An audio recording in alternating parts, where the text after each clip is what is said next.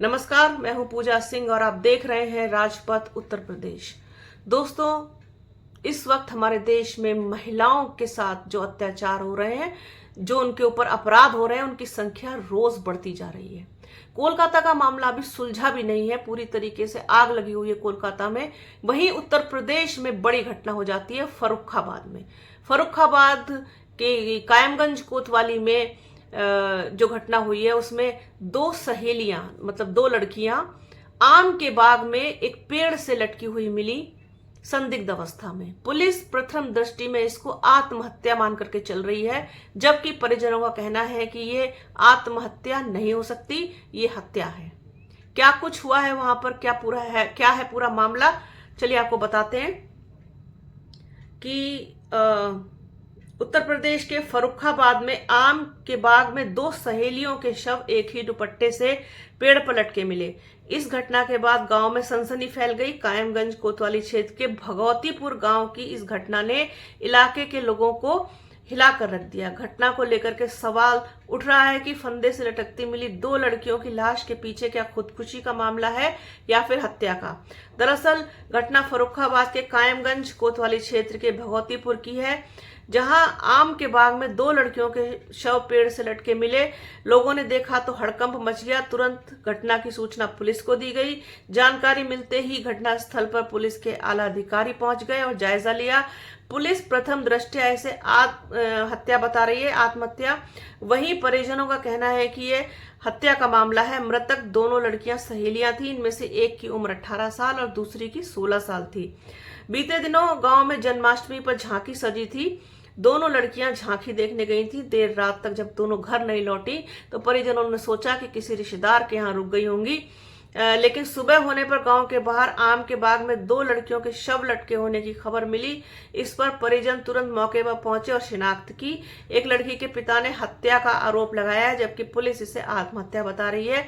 मृतक लड़की के पिता ने कहा कि मेरी बेटी पड़ोस में रहने वाली उसकी दोस्त के साथ रात में झांकी देखने गई थी, लेकिन देर रात नहीं लौटी तो हमने सोचा गांव में किसी रिश्तेदार के घर रुक गई होगी। सुबह होने पर जानकारी मिली कि गांव के बाहर बाग में दो लड़कियों ने फांसी लगा ली है। मौके पर जाकर देखा तो उनमें से एक मेरी बेटी थी और दूसरी उसकी दोस्त थी, ऐसा मृतका के पिता का कहना है कि हमको ऐसी जानकारी मिली तो हम लोग पहुंचे। देखा तो उसमें से एक उनकी बेटी थी और दूसरी उसकी दोस्त थी। दोनों एक ही दुपट्टे से लटकी थी। हमें लगता है कि उनकी हत्या की गई है। मौके पर से एक मोबाइल और चप्पल बरामद हुई है। इस घटना को लेकर पुलिस अधीक्षक आलोक प्रियदर्शी ने कहा कि कायमगंज थाना क्षेत्र के गांव में दो लड़कियों ने फांसी लगा ली है।